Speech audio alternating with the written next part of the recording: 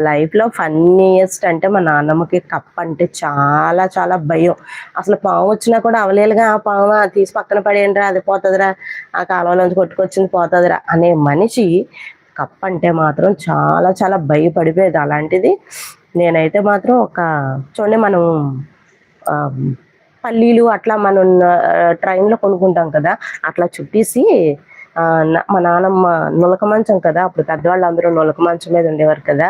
So, నులక మంచం మీద ఉంటే నానమ్మ, నానమ్మ కప్ప అని చెప్పి ఇలా యేసానమాట. ఇంక చూడండి జడిసిపోయి రూమ్‌లోకెళ్ళి తలుపేసుకొని 3 రోజుల వరకు ఇంక బయటికి రాలేదు. అంతా చాలా భయపడిపోయిందన్నమాట. అమ్మో! ఇంక మా అమ్మొచ్చి నాకు చీపిరి కట్ట తిరగేసేసారు. అది కొట్టడం కాదు జస్ట్ అలాగమాట. అది. నేనలా జడిపించేసాను మా నానమ్మని కప్ప అని చెప్పి ఆహ్, ఇలా పేపర్‌లో ఉట్టిగే కప్ప కాదది. అట్లా జడిపించాను.